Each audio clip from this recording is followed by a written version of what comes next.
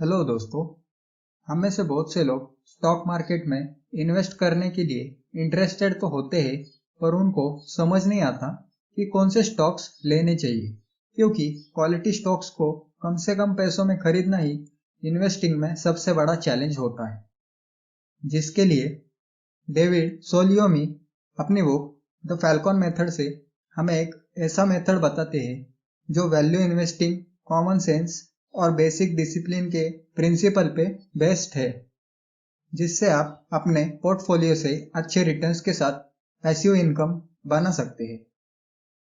दोस्तों, दुनिया के सबसे महान इन्वेस्टर वॉरेन बफेट के अनुसार इन्वेस्टिंग के 3 टाइप होते हैं, जिसमें से पहला है करेंसी बेस्ड इन्वेस्टमेंट। इस इन्वेस्टमेंट में गवर्नमेंट बॉन्ड्स और बैंक डिपॉजिट आते हैं, जिसे लोग सेफ इन्वेस्टमेंट भी मानते हैं।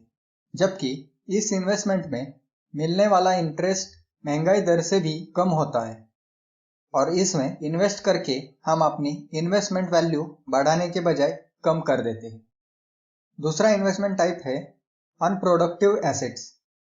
इस इन्वेस्टमेंट में ऐसे एसेट्स होते हैं जिसकी वैल्यू तो बढ़ती रहती है, पर इससे इनकम नहीं होती, जैसे कि गोल्ड या कोई प्रॉपर्टी। ज्यादातर लोग इसमें यह सोचकर इन्वेस्ट करते हैं कि फ्यूचर में उसकी वैल्यू बढ़ जाएगी, लेकिन ऐसी इन्वेस्टमेंट बस लोगों के घर में या बैंक के लॉकर में पड़ी रहती है, जिसका कोई फायदा नहीं होता। और जब आप इस इन्वेस्टमेंट को बेचते हैं तभी आपको प्रॉफिट मिलता है। प्रोडक्टिव एसेट्स, इस टाइप के इन्वेस्टमेंट को सबसे अच्छा इन्वेस्टमेंट समझा जाता है और स्टॉक मार्केट इसका एक अच्छा एग्जाम्पल है।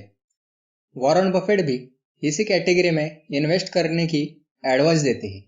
ये ऐसी कैटेगरी है जो इन्फ्लेशन को पीछे छोड़कर आपको अच्छे रिटर्न्स जनरेट करके देते हैं।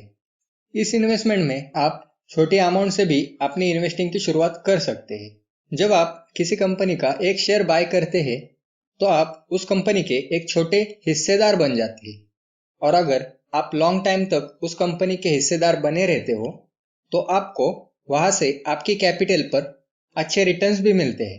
जब कंपनी का प्रॉफिट होता है तो कंपनी अपने शेयर होल्डर्स को डिविडेंड देती है। पर हमें एक बात हमेशा याद रखनी चाहिए, स्टॉक मार्केट में सक्सेस पाने के लिए क्वालिटी स्टॉक के साथ अपने स्टॉक्स को लॉन्ग टर्म होल्ड करना भी जरूरी होता है। दोस्तों, वैसे तो इंडियन स्टॉक मार्केट में 5000 से भी ज्यादा लिस्टेड कंपनीज है। ऐसे में सवाल ये आता है कि किस कंपनी में इन्वेस्ट करना ठीक होगा। तो चलिए इसका जवाब हम फैल्कन मेथड से जानते हैं। दोस्तों, अगर हमें किसी कंपनी के स्टॉक में इन्वेस्ट करना है तो हमें यह जानना जरूरी होता है कि वो कंपनी काम करती कैसे है। पर हम तो बस एक इन्वेस्टर हैं, इसलिए कंपनी के अंदर काम कैसे होता है यह जानना हमारे लिए इम्पॉसिबल है। लेकिन कंपनी की फाइनेंशियल हिस्ट्री हमें पता चल सकती है, पर फाइनेंशियल बैलेंस शीट को समझने के लिए हमें इनपुट और आउटपुट को देखना पड़ता है। तो चलिए हम कंपनी के इनपुट और आउटपुट को जानते हैं। किसी भी कंपनी के एक तरफ इनपुट चार्ट होता है तो दूसरी तरफ आउटपुट चार्ट होता है। इनपुट चार्ट में कंपनी का रेवेन्यू होता है, जो इनकम कंपनी को अपने प्रोडक्ट्स या सर्विसेज को बेचकर मिलता है। दूसरा इनकम कंपनी को बोरो मनी से होता है। यह वो पैसा है जो कंपनी अपने बिजनेस को चलाने के लिए या एक्सपेंड करने के लिए बैंक से लोन के रूप में लेती है। और तीसरा इनकम कंपनी में इक्विटी सेल करके आता है, मतलब कंपनी फंड रेज करने के लिए अपने शेयर होल्डिंग्स को कम करती है, यानी शेयर्स को मार्केट में बेचकर फंड रेज करती है। लेकिन यहाँ एक बात है, बहुत सारी कंपनीज इससे जो पैसे आते हैं वो शेयर होल्डर्स को डिविडेंड देती है, जो कि सही नहीं माना जाता। चलिए अब बात करते हैं आउटपुट की। आउटपुट मतलब एक्सपेंसेस। आउटपुट में सबसे पहला एक्सपेंस होता है ऑनगोइंग एक्सपेंस।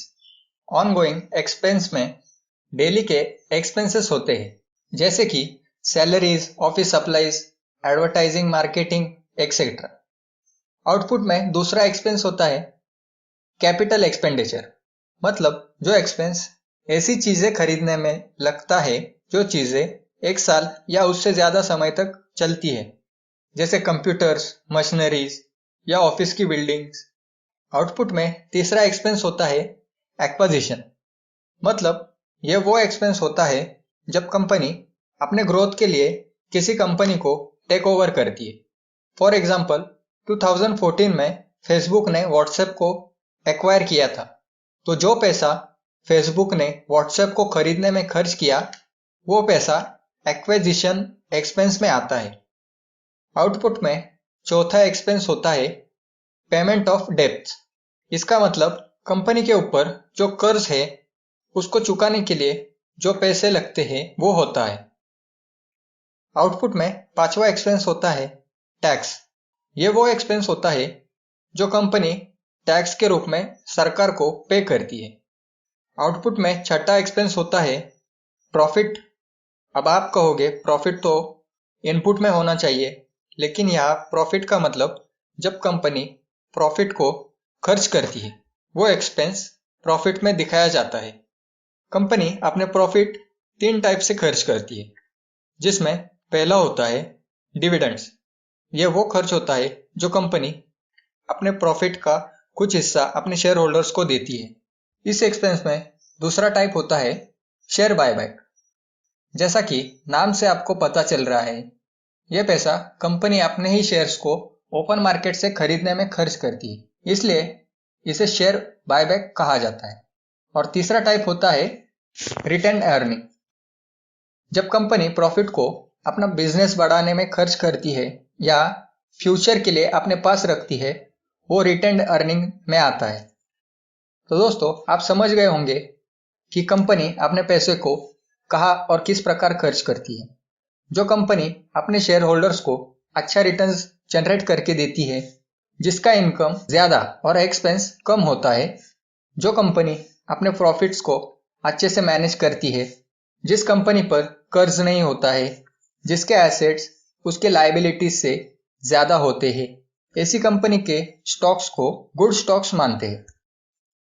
दोस्तों, फैल्कन मेथड हमें बाय एंड होल्ड पॉलिसी पर चलने की सलाह देता है और इक्विटी स्टॉक्स को चुनने के लिए हमें 5 स्ट्रैटेजीज बताता है, जिसमें से पहली स्ट्रैटेजी है select group of top quality companies. Falcon method के अनुसार आपको उन कंपनीज पर फोकस करना होगा जो कंपनीज अपने शेयर होल्डर्स को पिछले 20 सालों से लगातार डिविडेंड दे रही हो। ऑथर कहते हैं हमें कंपनी के डिविडेंड हिस्ट्री से कोई भी समझौता नहीं करना चाहिए, और वो 20 साल की डिविडेंड हिस्ट्री को देखने के लिए इसलिए कहते हैं क्योंकि 20 साल में कंपनी ने कम से कम एक रिसेशन तो देखा ही होगा, और ऐसी कंपनी बेहतर होती है जो रिसेशन में भी अपने शेयर होल्डर्स को डिविडेंड देती है, क्योंकि वो ऐसी हालात में भी अर्निंग पावर और स्ट्रेंथ को बरकरार रख पाई जब कई सारी कंपनीज डूब गई थी। फैल्कन मेथड की दूसरी स्ट्रैटेजी है identify stocks and buy them on the cheap price. Falcon method कहता है कि आपको किसी भी कंपनी का शेयर्स तब बाय करना चाहिए जब वो सस्ते वैल्यूएशन पर मिले। इसके लिए आपको उस कंपनी के प्राइस हिस्ट्री को चेक करना होगा और उससे एक एवरेज लो प्राइस निकालना होगा।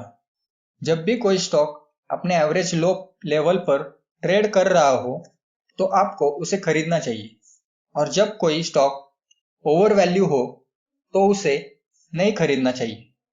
तीसरी स्ट्रैटेजी है filter the short listed stocks. जब आपने टॉप क्वालिटी स्टॉक्स को सिलेक्ट कर लिया है और यह भी पता कर लिया है कि कौन से प्राइस पे स्टॉक्स लेने चाहिए, तो आपको उसे फिल्टर करना होता है। इसके लिए आपको 3 चीजों की जरूरत पड़ती है, जिसमें से पहला है डिविडेंड यील्ड। इससे हमें यह पता चलता है कि कंपनी ने अपने शेयर पर जो डिविडेंड दिया है वो पर शेयर कितना है। दूसरी चीज होती है फ्री कैश फ्लो यील्ड। इसमें कंपनी के पास सभी खर्चों के बाद जो पैसा बचता है वो पता चलता है। और तीसरी चीज है शेयर होल्डर्स यील्ड। इससे हमें यह पता चलता है कि कंपनी अपने इन्वेस्टर के साथ कितने पैसे शेयर करती है, फिर चाहे वो डिविडेंड हो या बायबैक। इन 3 चीजों से आपको अपने सिलेक्ट किए हुए स्टॉक्स को फिल्टर करना है। उसके बाद चौथी स्ट्रैटेजी है रैंक द सर्वाइवर्स। अब आपको अपने सिलेक्टेड स्टॉक्स को करंट वैल्यूएशन के आधार पर 3 टाइप के रैंक में डिवाइड करना है, जिसमें से पहला है श्योर। इसमें वो शेयर आएंगे जो एवरेज वैल्यूएशन से भी अच्छे वैल्यूएशन में अवेलेबल है। दूसरा है मे बी। इसमें वो शेयर्स आएंगे जो एवरेज वैल्यूएशन पर अवेलेबल है। और तीसरा है नो वे। इसमें वो शेयर्स रखने हैं जो एवरेज वैल्यूएशन से ऊपर है या काफी एक्सपेंसिव वैल्यूएशन पर ट्रेड कर रहे हैं। इस तरह आप अपने सिलेक्टेड स्टॉक्स को रैंक करने के बाद बड़ी आसानी से क्वालिटी स्टॉक्स को बाकी स्टॉक्स से अलग कर पाएंगे। और लास्ट स्ट्रैटेजी है टेक क्वालिटेटिव जजमेंट।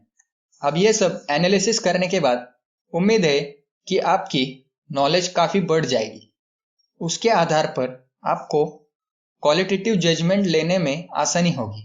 इसके बाद आपके पोर्टफोलियो में बस क्वालिटी स्टॉक्स ही होंगे और आपको उन्हें लॉन्ग टर्म तक होल्ड करके रखना है, क्योंकि फैल्कन मेथड का गोल यही है, क्वालिटी स्टॉक्स को बाय करो और उसे अपने पोर्टफोलियो में लॉन्ग टाइम तक होल्ड करो।